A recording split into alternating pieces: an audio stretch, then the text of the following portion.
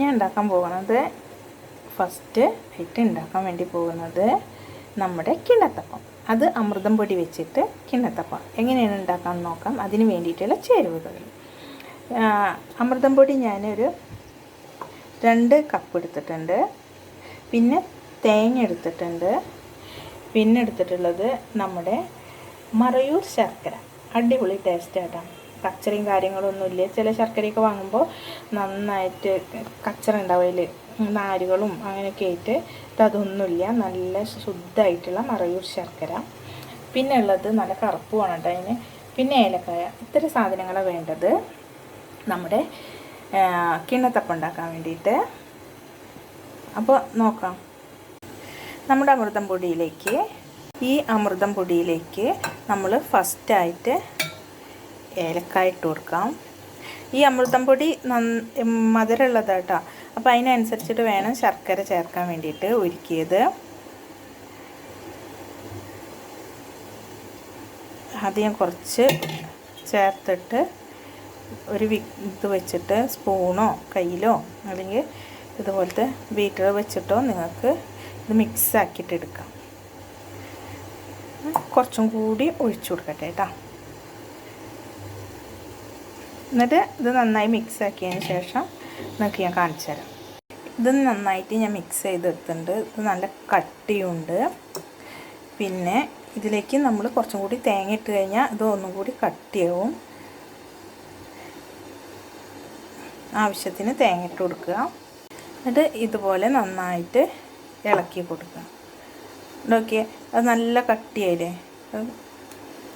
അപ്പോൾ അതിലേക്ക് കുറച്ച് വെള്ളം കൂടി തിരിയിട്ടോ, വെള്ളം ചേർത്ത്. ഇനി നിങ്ങളുടെ ഇത് കൂടുതൽ കട്ടിയാണെങ്കിൽ ആവശ്യത്തിന് വെള്ളം ചേർത്തിട്ട് ലൂസാക്കി എടുക്കാം കേട്ടോ. ഇത് നന്നായിട്ട് ഒന്ന് മിക്സാക്കിയിട്ട് എടുക്കട്ടെ. ഇത് നന്നായിട്ട് ഞാൻ മിക്സാക്കിയിട്ട് എടുത്തിട്ടുണ്ട്. നിങ്ങൾക്ക് തേങ്ങ ഇനിയും ഇടണമെങ്കിൽ ആവശ്യത്തിന് നിങ്ങളുടെ ഇഷ്ടാനുസരണത്തിന് ഇടാം കേട്ടോ. അതിനൊന്നും ഒരു കുഴപ്പമില്ല. ഉണ്ടല്ലേ, ഇതാണ് പാകം. ഞാനിവിടെ ഒരു ഇഡ്ഡലി ചെമ്പ് വെച്ചിട്ടുണ്ട് വെള്ളം ചൂടാവാൻ വേണ്ടിയിട്ട്. ഞാൻ ഇത് പാത്രത്തിൽ, നിങ്ങൾക്ക് സ്റ്റീൽ പാത്രത്തിൽ, ഇതുപോലത്തെ സ്റ്റീൽ പാത്രം ത്തിലാണെങ്കിൽ ഒഴിച്ചിട്ട് ഒന്നാകെ ഒഴിച്ചിട്ട് അങ്ങനെ ഇത് സ്റ്റീം ചെയ്തെടുക്കുകയും ചെയ്യാം. അല്ലെങ്കിൽ ഇഡ്ഡലി തട്ടിൽ വെച്ചിട്ട് സ്റ്റീം ചെയ്തിട്ടെടുക്കുകയും ചെയ്യാം. ഞാൻ ഇവിടെ ഇഡ്ഡലി തട്ടിലാണ് സ്റ്റീം ചെയ്തെടുക്കാൻ പോണത്. ഈ കൂട്ടുകൾ കുറച്ച് ശേഷം ഞാൻ ഇഡ്ഡലി തട്ടിൽ ഒഴിച്ചു കൊടുക്കാൻ വേണ്ടി പോകാം.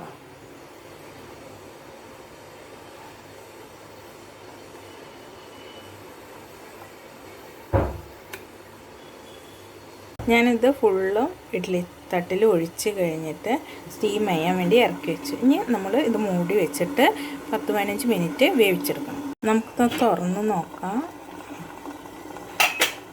ഇതിപ്പോൾ എന്തിരിക്കണേ. ഇത് ഞാൻ പാത്രത്തിലേക്ക് എടുത്ത് മാറ്റിയിട്ട് നിങ്ങൾക്ക് ഞാൻ കാണിച്ചു തരാം കേട്ടോ. നമ്മുടെ കിണ്ണത്തപ്പം ഇവിടെ റെഡി ആയി കഴിഞ്ഞിട്ടുണ്ട്. ഇഡ്ഡലി തട്ടിൽ ഒഴിച്ചതാണെന്നുള്ളൂ കേട്ടോ. നല്ല അടിപൊളിയായിട്ട് വന്നിട്ടുണ്ട്. ചെറിയ ചെറിയ ശർക്കരയുടെ ആകൃതിയിലില്ലേ, അതുപോലെ തോന്നുന്നില്ലേ ഇത് കാണുമ്പോൾ. കഴിക്കാൻ നല്ല ടേസ്റ്റാണ്. അപ്പോൾ എല്ലാവരും ട്രൈ ചെയ്ത് നോക്കണം കേട്ടോ. ഇനി നമ്മൾ ഉണ്ടാക്കാൻ വേണ്ടി പോകുന്നത് പൂരം വറുക്കൽ.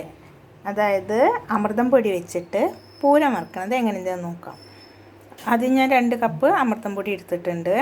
അതിലേക്ക് എള്ള്, കരിഞ്ചീരകം, ജീരകം, ചെറിയ ഉള്ളി, ഉപ്പ്, പിന്നെ നമുക്ക് തേങ്ങ.